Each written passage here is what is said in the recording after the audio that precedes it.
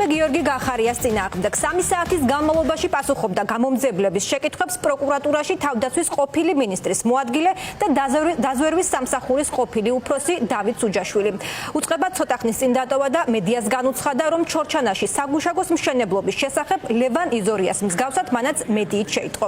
ააშენა თუ არა გიორგი გახარიამ საგუშაგო თვითნებურად და ქვეყნის ინტერესების საზიანოდეს ქართული ოცნების მთავარი პრეტენზიებია, რომელსაც მის ყოფილ ლიდერს 6 წლის თავზე უყენებს. რაც ჩვენება მისცა დავით სუჯაშვილმა, რომელმაც თავდაცვის უწყება რამდენიმე თვის წინ დატოვა, გიორგი კვიჟინაძემ გაარკვია და ახლა პირდაპირ ეთერში შემოგვიერთდება. გიორგი, გისმენთ. მას შემდეგ რაც დაზვერვის ყოფილმა ხელმძღვანელმა პროკურატურის შენობა დატოვა, ის ისეთივე მკაფიო არ ყოფილა გიორგი გახარიას წინააღმდეგ, როგორც ეს გუშინ ლევან იზორიას შემთხვევაში იყო.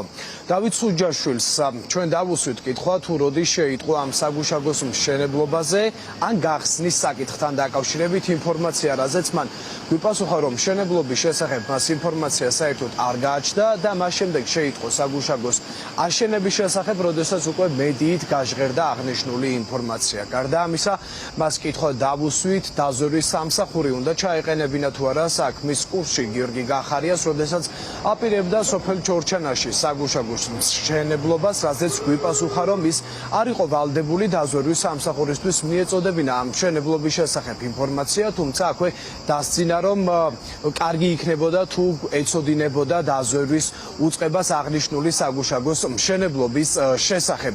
გარდა ამისა, ჩვენ მას დავუსვით კითხვა, თუ რა შედეგები გამოიწვია საგუშაგოს მშენებლობამ და გახსნამ. ის არ ყოფილა ქართული ოცნების მსგავსად კაფიო იმ რიტორიკაში, რომ საგუშაგოს გახსნის შედეგად საქართველომ საკმაოდ დიდი ტერიტორიები დაკარგა და განაცხადა, რომ ამ საგუშაგოს გახსნას მოყვა იმ ტერიტორიაზე ოკუპანტების უფრო მეტი საგუშაგო და მოქალაქეების ცუდ დღეში ჩაგდება.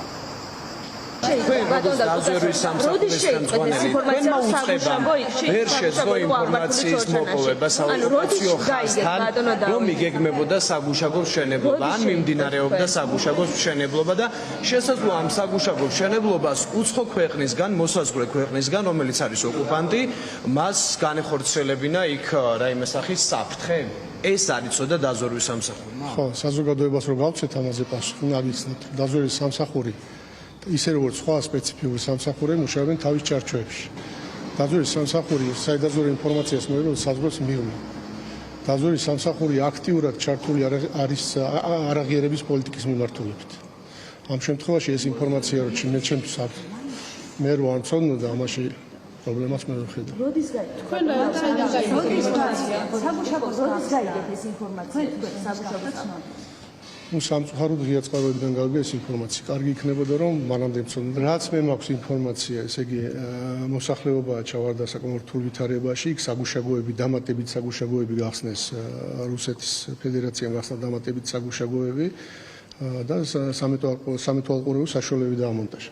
ეს არის ჩემთვის ძალიან დიდი პრობლემა. როდესაც უკვე აშენდა ეს საგუშაგო და ქართული ოცნების წარმომადგენლები დღეს ამბობენ, რომ საფრთხეები გაიზარდა და ტერიტორიები დავკარგეთ, თქვენმა სამსახურმა როდის მოიპოვა ინფორმაცია, რომ აი ოკუპანტი ქვეყანა მაგალითად საფრთხეში აგდებდა ჩვენს ქვეყანას და აპირებდა ტერიტორიას? თქვენ ფიქრობთ, რომ დღესაც არ აგდებს საფრთხეში ოკუპანტი ქვეყანა? არა, მე იმ კონკრეტულ მომენტზე ვერ დავყოფ მაგ საკითხს, მე ამას გლობალურად განვიხილავ.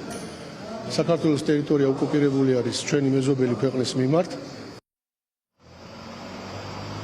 დავით სუჯაშვილიც აპელირებდა უსაფრთხოების საბჭოსთან დაკავშირებით და რამდენჯერმე ახსენა უსაფრთხოების საბჭო, ისევე როგორც ეს ახსენა ლევან იზორიამ რამდენჯერმე. საინტერესოა ის, რომ უსაფრთხოების საბჭოს მასში ხელმძღვანელობდა პრემიერ-მინისტრი ბახტაძე, ასევე შინაგან საქმეთა მინისტრი იყო იმ პერიოდში გიორგი გახარია და როდესაც უკვე შეიტყო ეს ამ საბჭოში შემავალმა უწყებებმა და უწყების ხელმძღვანელებმა ჩორჩანის საგუშაგოს მშენებლობასთან დაკავშირებით განაცხადეს, რომ გიორგი გახარიას მანამდე არაფერი არ უხსენებია და აღნიშნული საკითხი უსაფრთხოების საბჭოზე არც კი განუხილია. შესაბამისად, ამ ფონზე, როდესაც უკვე მათ შეიტყვეს, რომ საგუშაგო აშენდა და ამას შესაძლოა მძიმე შედეგები მოეტანა ჩვენი ქვეყნისთვის, თითოეულ მუდმივ მოქმედ წევრს ჰქონდა ვალდებულება და შესაძლებლობა, რომ აღნიშნულ საკითხთან დაკავშირებით გამოეთქვა ინიციატივა, რომ შეკრებილიყო უსაფრთხოების საბჭო, თუმცა არც ერთმა ქართული ოცნების მაღალი თანამდებობის პირმა ეს არ გააკეთა. დღეს კი აცხადებენ, რომ გიორგი გახარიამ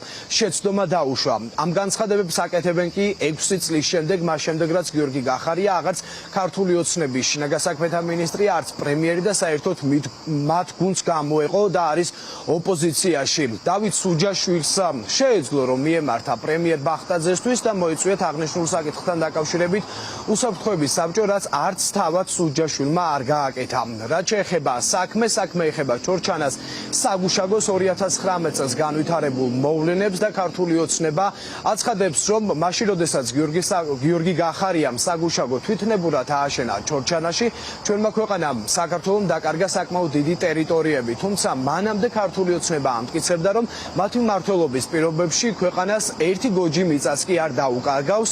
შესაბამისად, ახლა გიორგი გახარიას წინააღმდეგ დაწყებული ეს გამოძიება მიანიშნებს იმაზე თავად გახარიასთვის და გახარიას პოლიტიკური გუნდისთვის, რომ ეს ემსახურება პოლიტიკურ დევნას ოპონენტების წინააღმდეგ.